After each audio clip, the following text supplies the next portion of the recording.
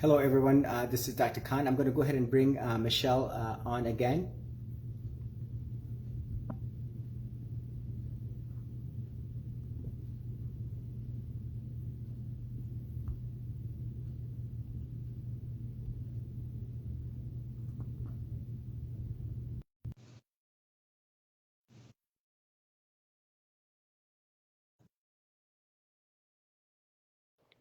Yeah. Is this better, Michelle? Yes.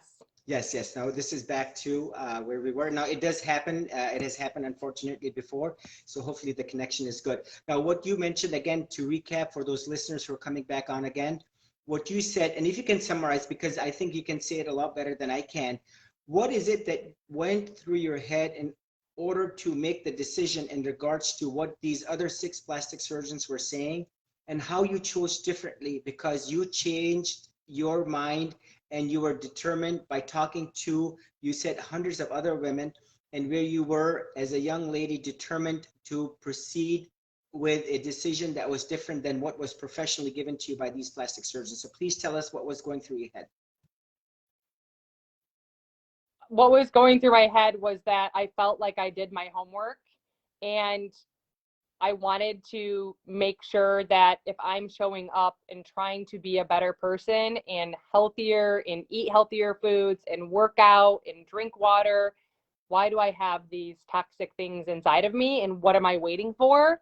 So I just started to constantly think about everything that was happening, and it was working against me instead of towards me, and I didn't want to live like that anymore. I was constantly going to bed and being like, oh my gosh, is this because my implants? I was constantly like, not feeling well, and it's like, oh my gosh, this is my implants and my anxiety. It's like it started to rob me from my life, and I didn't want that to happen anymore. So it was a very easy decision. Like, if I know that I have a 50% chance of walking outside right now across the street and I'm going to get like shot, I'm not going to walk outside across the street. You know what I mean? Because I don't want that to happen. So I want to make sure that I got them removed as quickly as possible, because it's very important for me to be healthy, to have a healthy body, to take care of myself. And with those inside of me, I was told by a lot of people that it derailed their quality of life and gave them a lot of toxicity, in which actually takes a little bit of time to get out of your body. So Right. Now I tell the patients it takes you some time to get to where you were with the breast implant illness, and certainly it takes some time for you to recover. Now I want to go ahead and share with you. So I operated on a patient last week. She's a nurse practitioner from Ohio in the medical field. She got implants on the 18th of December 2021. So just 8 weeks and 4 days prior to her explant. So just 2 months and 4 days to be exact. And lo and behold, as I knew going into the surgery, she's a 35-year-old lady with a set of implants, just 64 days, the one and only set, silicone under the muscle. And lo and behold, the pathology came back as chronic inflammation, giant cell reaction with refractile light that is noted within the capsule. And this is consistent with Dr. Henry Dykman's research, where the gel bleach starts occurring from day one. And lo and behold, she was feeling sick and ill. And in just a week after her augmentation, she went to the doctor, to her hospital, and this is the #1 major hospital in her home state, where they said that she has what is serum sickness from what are an allergic reaction to Keflex antibiotics, to her surprise. And this is what was the working diagnosis, and she knew from her research it was indeed the implants. Now we're going to hear from her, and the feedback initially that I've gotten is that she's feeling better, she's doing better, and we will hear from her. We'll let another few weeks go by, but looking at the pathology report, I actually just today did a 1-minute video, and you will see exactly the detrimental effects of the implants just from within a couple of months. Now I'm curious to see, did her plastic surgeon discuss with her the 3 FDA warnings that are supposed to be highlighted by plastic surgeons for anyone who's getting augmented, especially after the October 31, 2021 mandate, where The FDA has said that the plastic surgeon needs to sit down with the prospective patient and say, number one, implants are not meant to be in the body forever.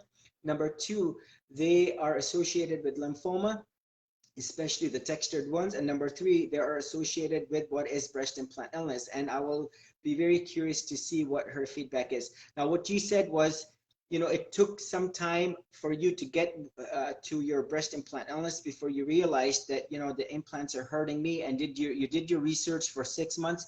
I want to highlight something very important that you said for my listeners, for the prospective patients. You talked to hundreds of patients. This is where you did your homework.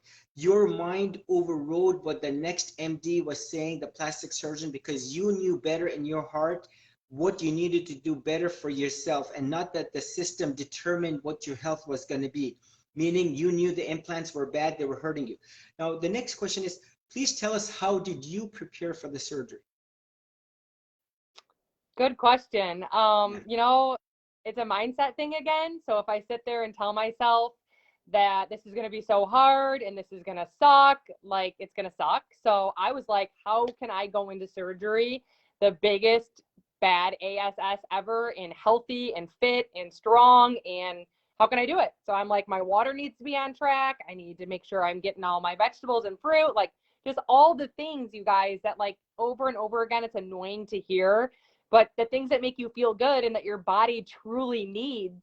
It needs protein to recover. Like I needed to make sure that I was ready to go into this. And for anything, it was my mindset. So I just said, I'm going to do great. I'm young, I'm healthy, I have help, I have support, and honestly, 190% getting my breast implants in at 19 was a harder surgery than getting my breast implants out at the age of 33. No joke.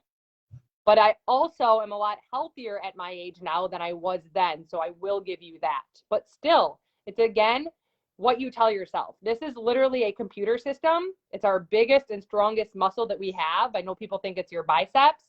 And what you tell this to do, it will automatically do. It might be on delayed, but if you tell it you're going to binge this weekend, you're going to binge this weekend. If you tell them the surgery is going to suck and you're going to look like crap, that's what's going to happen. Right, right. You are, I will tell you, and so in the medical world, believe it or not, and this is well published and well studied. So patients who are about to undergo major surgery, so like say a triple A, which is the abdominal aortic aneurysm surgery, or other big surgeries, just like anything in life, if you're mentally prepared that you're going to do fine and you're going to fly and you're going to do excellent, believe it or not, that's 90% of the recovery right there. And I cannot, you explained it and you nailed it, and you could not have said it any better. The mindset, and I'll tell you, going into the surgery, just like anything in life, you're going to get your gallbladder out tomorrow, but you're mentally prepared that you're going to bounce back from it, you're going to be happy, and you're going to be successful, and you're going to fight this, meaning you're going to overwrite and you're going to be in control and not let the system be in control. I'll tell you, that in itself is 90% of the work right there. And that mindset that you said it so well. It's been studied, and there is ample data out there that shows going into anything positive, you're going to get a positive outcome, versus if you go in negatively thinking that you're going to sink, then unfortunately the negativity overrides the mind. And that is something very important. And I'll tell you, very, very important. Personal development. And Dr. Khan, you don't know this. Tomorrow I'm having surgery again.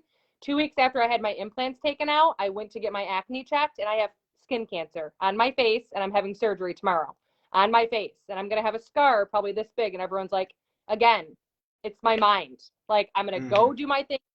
I'm going to work out. I'm going to live my life. I'm going to look at myself and tell myself 500 times that I am beautiful. Like, it's what you tell yourself. It's known as personal development. I know we look at people like they're crazy. They're kind of weird, because I used to do that, but it's changed my life to flip the switch and take control of your emotions. And it's not easy. I'm not saying it's easy, but when you do efforts, 5-10 minutes a day of reading books or listening to podcasts or listening to an Audible book, it goes a long way. See, one thing that I admired about you when you came in as a patient, I remember room number 5, you were so positive, and you were already like determined. You knew exactly what the next step, because you had done your homework, and I admired that. And this positivity, this positive energy in life, this is what you need, not only in surgery, but let's say the next endeavor, the next business move, the next let's say, oh, like say a flight that you're going to take and say, you know what, I think I'm going to miss that flight because, no, but you're still positive about it. And I think that carries in life a long way because it makes your outlook positive in general. And I have to say, just hanging around you will make me positive if I'm negative. And I'll tell you, that goes a long way in real life, not having to do anything with BII, but in general with many things in life. And so that is very important quality and personality trait to have, very important. And this is Thank the you. personal development that you're talking about. Because I was not like this. Now tell us what, once you knew you had your date, I know you were very excited about the surgery. The other thing I want to mention is many patients are nervous, if not all, just like anyone is after any surgery or before any surgery. But the excitement, I will tell you, one of my other nurses was mentioning, and my first assist was mentioning, that almost all your patients are very excited about the surgery because they know literally they have good health waiting right around the corner. So how did you prepare for the surgery itself? Like meaning physically, as far as what did you do? Well, again, I did my homework because I wanted to know exactly what happened the second I walked in that door. I'm the kind of person where like, I want to know what's going to happen. So I want to walk them through that because I think that's kind of important. You go into surgery. Mine was at, 6 o'clock in the morning. You walk in, they give you a gown. They ask you to go to the bathroom and take a pregnancy test. You pee in a cup. So don't go to the bathroom before you come home, and make sure you're properly hydrated the night before. Like before you have to stop drinking liquids, drink water that entire night, because guess what? It's going to make your IV better too, because when you're hydrated, your veins are hydrated, and it makes it very simple. I couldn't even feel the IV. After the pregnancy test, everything is pretty fast. You go into the room where you sit with the nurse, who is darling, and they're all the same people. You only meet like 4 people, and they're all the same, and they're with you the whole time. And she was young and bubbly and really sweet. And she did the IV, and then she just asked me medical history. And that was like 20 minutes. And then Dr. Khan comes in, and he just, is there. And I was nervous, and everyone was very happy. And he did the pictures beforehand, and then they just wheel you back, and you wake up and you're like, oh my gosh, like, and then you just have snack and you get to go home. So like, I don't know. That's exactly what happens. Like your husband gets to hang out, or your partner, they get to go get your prescription. And then when you get there, you have it. So like if you're in pain, when you get out, you can have it. And that's another thing, like Dr. Khan, follow directions. Like if it says to take the medicine, like I listened. So I didn't want the pain to kick in and then you can't catch up, because I look at it as, okay, maybe you're holistic and you're against pain meds, but I'm also against getting surgery and sitting my butt in bed and getting bedridden for 72 hours, because you're going to become stiff, and a body is meant to move. So I got up after surgery, and I even walked circles around my house for 6 miles every day. Mm-hmm. Now, I will tell you, very important. I want to go ahead and emphasize what you just said, kind of from an MD perspective.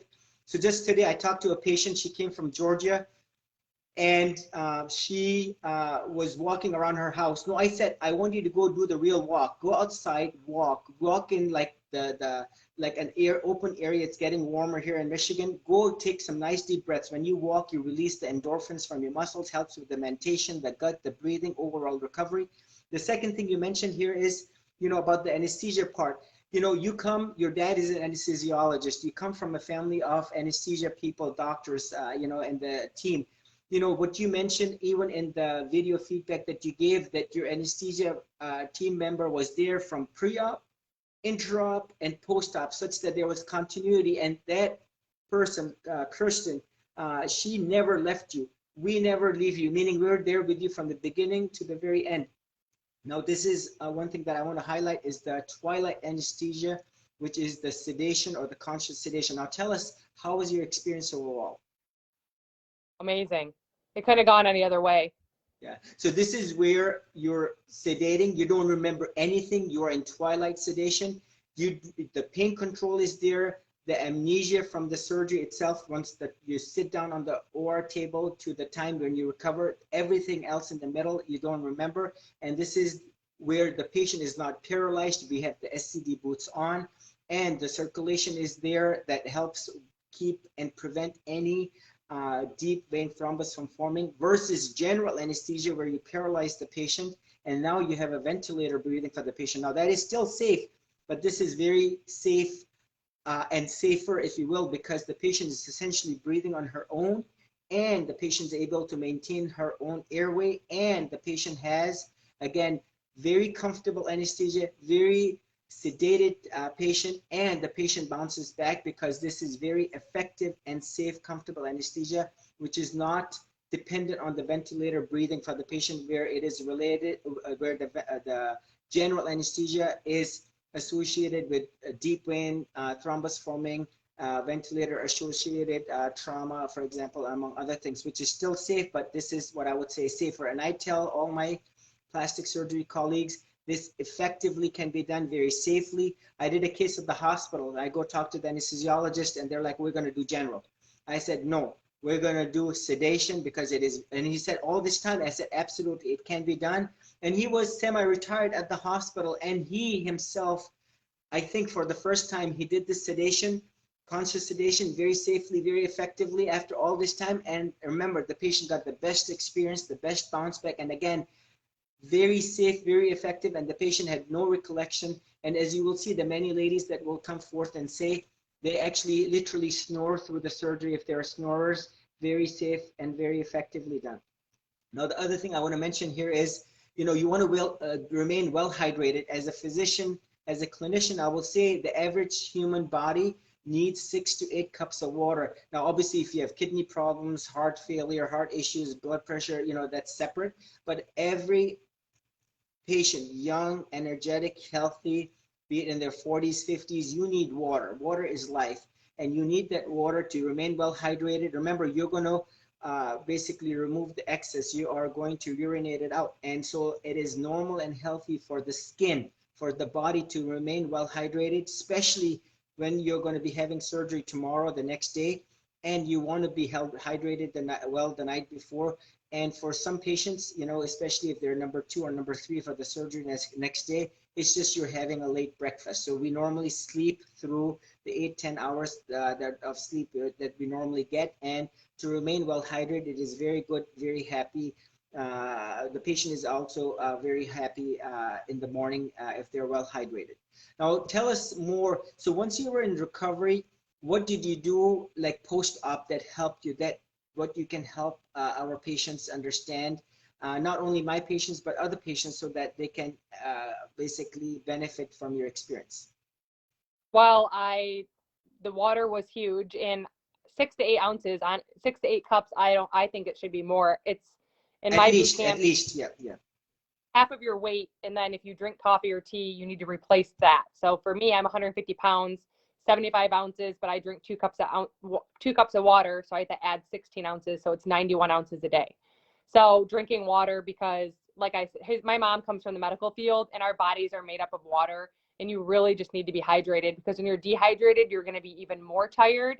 Your body's already trying to recover, which it's going to be a little bit more tired. So water gives you energy, and it makes you feel better, and it helps with the recovery. So I did that. And I also made sure, like, I stopped and got a smoothie instead of, like, because if I wanted ice cream and I wanted, chips and all that, but then I'm going to feel even more sluggish. So during recovery, it's a really important time to look at it as a journey of healing and recovering, because the better you do, you guys, the faster you're going to recover. I literally felt 90% at 3 weeks. Like, and it's because of the way that I handled recovery. I know a lot of people, or some people, I talk to people who have great recoveries, and they're like, I did X, Y, and Z. And that's how I was. I moved my body every day for the happy endorphins. You don't have to run a marathon. You don't have to go outside, like walking circles around your house 15 minutes every hour, or doing something to move your body. And then the water thing, and then the eating, like, get rid of the garbage, eat whole foods, and you are gonna recover very well. And you're in a lot. Very, very, very important. You said you had a smoothie. Smoothie has all the fruits, vegetables, right? The antioxidants, the vitamins. You don't need to go take a vitamin C pill. That smoothie is your vitamin C, the vitamin B12, all the nice and all the good nutrients. And you can do this at the comfort of your own home. What you said, the whole foods. Very, very important, Michelle, that you're highlighting.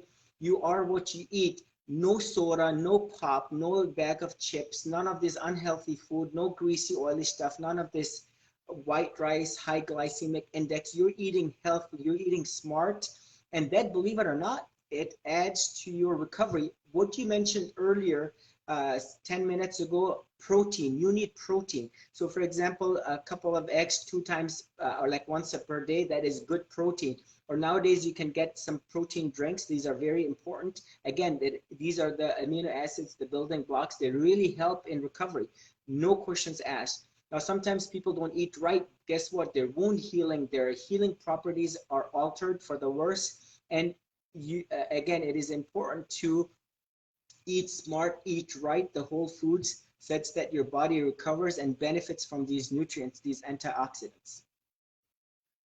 Now, I now agree. one, yeah. Now, tell us more about your. Now, you told me earlier, and I remember my other patients were calling me and said, "Look, Michelle's walking 6 miles on the treadmill, and how come she can do that? And what's going on? Do you want to caution her?" Now, tell us more. Now, one thing I really admired what you said is like, I really like my binder, and I tell my patients the binder is the necessary evil. But I'll tell you, please tell us more what you think of the binder. Well, the binder helps hold everything in place, so it's very important. And I know that in the medical field that if you don't hold it tight, like after my C-section too, it can cause, blood clots and stuff. So like everything needs to be tight together. So really that's just a given, and you'll know if it's not tight enough. Like when you go to like do something, you can just feel more, like even when you get help getting up or something, you can feel it. It needs to be tight. When it's not on, like you can realize, like even when Dr. Khan said you can, not sleep with it, you can tell that it helps with keeping you tight and not moving your arms, if that makes any sense. So the binder was great, especially for working out, walking, because I literally had my arms like this on my phone and I just walked around. Like I walked around like this. And like you can walk, you can still move, you know what I mean? Your arms, you just have to have them tucked into your sides. So Dr. Khan was concerned about my treadmill. So the vibrations of it. And I'm like, driving in a car is like, even coming home from surgery was like more vibration than my treadmill. So you guys will know when Absolutely, you very well said. No, very well said. You get more vibration from the many potholes here in Michigan than you would from a nice treadmill that you likely have. And you can walk gently. And remember, I encourage you to walk. I encourage, and you did a very nice job. And you were very smart about the walking. And you were walking without putting added stress. You had the bra, which is the surgical bra, the Haga Prima, and also the binder nicely snug, where it helped not only with the recoil. Now, another thing I want to highlight, what you said very nicely, is it helps keep everything in. Now, I will tell you, and whenever I do any gynecomastia surgery, whenever I do any tummy tuck, 100% of my patients, 100% of my patients have that garment, the Marina garment, or the abdominal binder that holds everything in place, to the point where I will say anyone who has like the gynecomastia surgery or a tummy tuck and they don't wear compression, that's malpractice. That is bad practice, and it will only lead to problems. So just like someone has like a nose job and they have a splint or like a facelift, you wear the garment, right? So in plastic surgery, whenever implants are removed, that void where the implant is sitting, plus the capsule, plus the swelling, the inflammation that's present, we need to contain it, not only with compression, but also a recoil. So when you twist and turn, just like you said, when you walk about, when you do your really regular chores on a daily basis, there is no movement, shear forces up and down, and that you're held nice and secure. And just like you said, it actually helps you with your pain and post-op pain control, soreness, and also helps you with the recovery. And just like you very well said. So it is very much, I will say, the standard of care. And this is, how long do we wear or have our patients wear the, after our tummy tuck, the garment? 6 weeks, right? So the same thing over here, I have my patients wear it, and this is an extension of what is, the same plastic surgery principles to help with explant surgery. Any good reputable plastic surgeon will have their patients wear the garments for the 6 weeks, so it helps with the optimal recovery. And actually, believe it or not, just like when you fall off a bike and you put pressure on, it helps with the pain, right, on the road rash that you get on your thigh. The same thing when you put pressure on your chest with the bra and then the binder that gives you a nice recoil, that actually helps you post-op with the pain control, and also helps keep everything together, forced and firm, such that when you move, it doesn't cause the shear forces, and it Yeah. actually helps with the recoil as well. So very important points. These are your words, and I'm just clarifying. And every time you said something, I'm like, I'm put you on, because everything that you have said, what you have said, my patients and other patients can benefit from all what you have said, because this is very practical aspects of what is not only explant surgery, but any other surgery itself. And I was Now, never in pain. If you feel pulling or you feel pain, you should probably take it easy. Like it's not like I was walking to the point where I was like, I'm in so much pain. Like I listened to my body. Like everything felt fine. I was walking at a slow pace, and the binder helped a lot because I washed it one time on a 15-minute cycle, and it helped. It helps a lot with keeping everything in and tight, and you can just get around a lot better. right. Now, another thing I want to mention, this is my regimen. So this is what I give my patients for pain.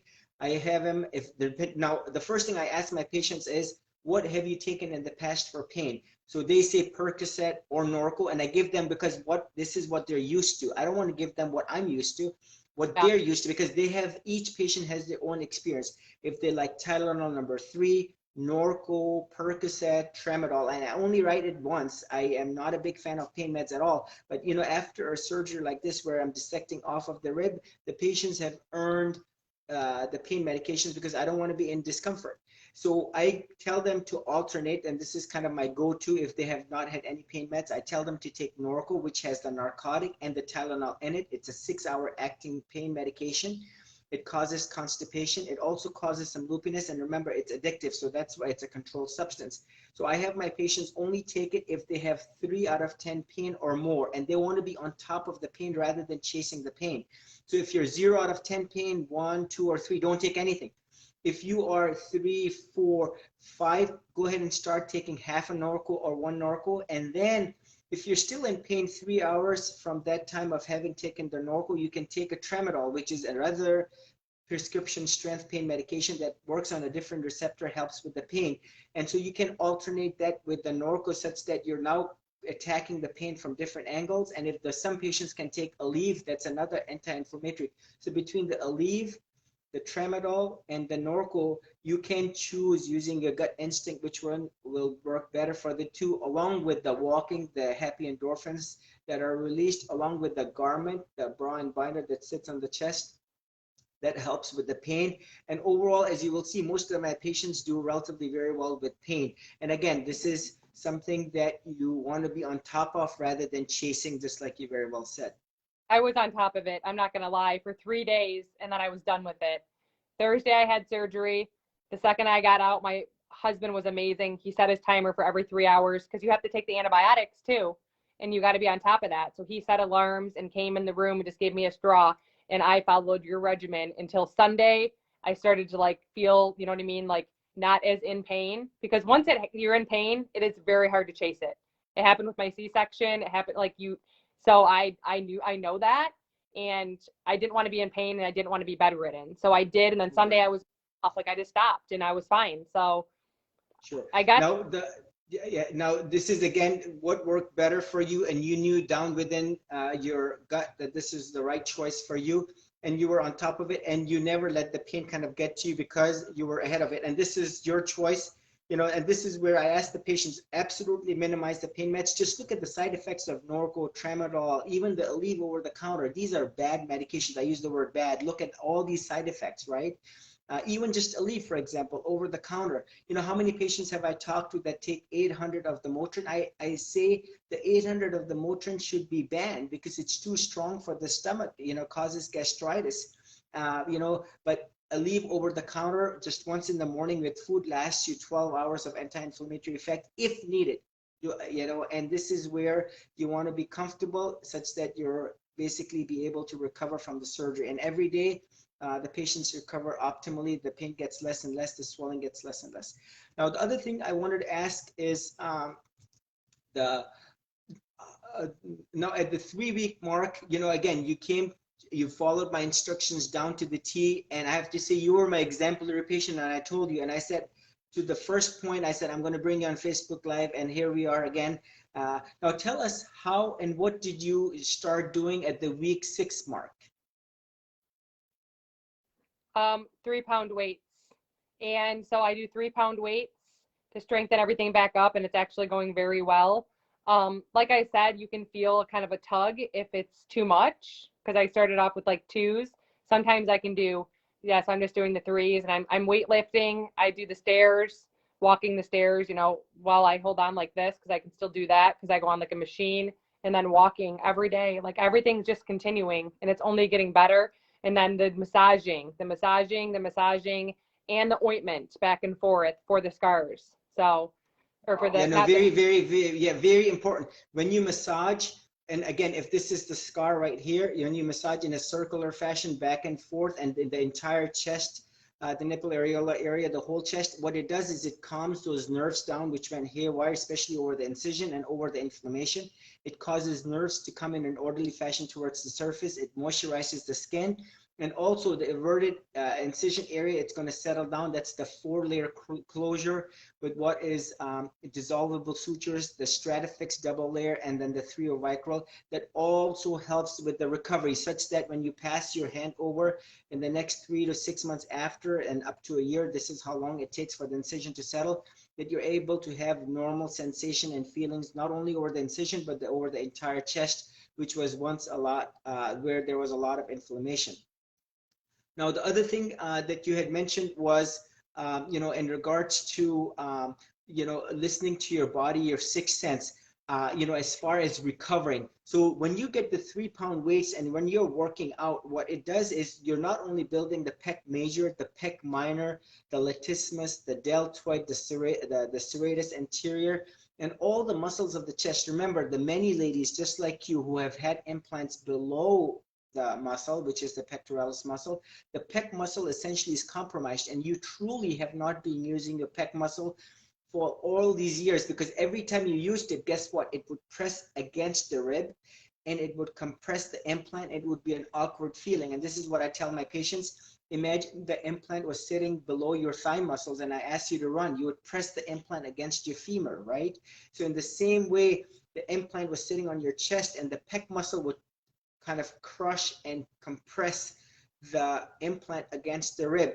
So now all of a sudden, once the implant is gone, the muscle wants to settle. After the 6 weeks of recovery, when you start flexing and extending, you're going to know that atrophied muscle, that muscle that you are not using, will not only get stronger, where you're now actively building the muscle, but it will also, because remember, the muscle attaches and inserts into the upper arm, the humerus. So now you're going to flex and extend and work. Not only will you build the shoulder, but the infraspinatus, the supraspinatus, the entire neck and back, and the trapezium. And remember, as you have seen, and I posted this article in my Facebook, the posture changes because of the heavy implants and the inflammation. The patients don't want to kind of sit up straight, and it affects the posture. So now you're going to be, the upper neck and back symptoms are going to be enhanced and improved upon, such that now those fibromyalgia type symptoms are going to improve, and such that some of my patients have become athletes and they work 1 or 2 hours in the gym every day. You can see how they have built all that muscle mass, and you get your upper extremity back like you have never before. One thing I want to highlight is, once the implant is sitting underneath the pec muscle, and this is my pec muscle and inserts into here, the entire anterior stability of the shoulder is gone, simply because the pec muscle does not sit tight and the muscle has window shaded up, because usually the muscle is cut on the side to allow for 300, 400 cc implants to sit. And now the anterior shoulder is destabilized as a result, and now you have unopposed basically backward movement, along with the weight of the implants plus the inflammation, all of that compounding into upper neck and back pain, if you will.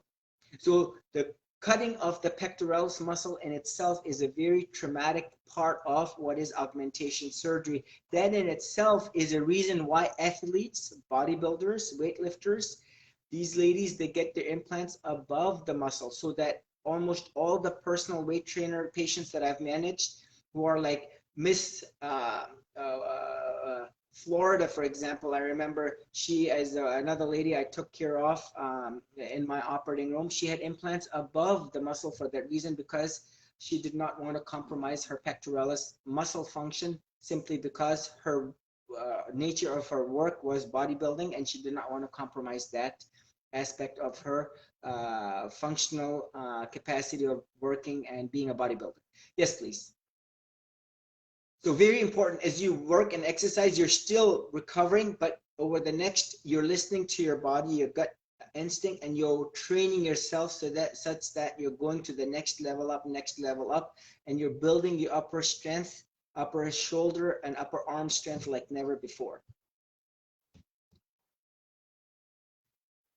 Now, what I'm going to do is I am going to ask our viewers, if you have any questions, feel free to ask Michelle or I myself so we can clarify. Now, Michelle, the other thing I wanted to ask you is, you know, as you, when you were researching, like as far as to explant or not, like how did it even catch your attention that, you know, there's such a thing called breast implant illness? Because right now they say there are millions of people out there who have not even heard of breast implant illness. I talked to a lot of ladies who like, I just heard about it just 24 hours ago from a friend who told me that this is basically what's going on. And I say this is, and again, another purpose of this Facebook Live, where we want to bring awareness. We want to discuss your journey. You know, had you had implants, you can only imagine where you would be in the same state of, quote, silicone toxicity, where we want to spread awareness. What is it that brought to your attention that breast implant illness even exists? How did you hear about BI for the first time? I heard.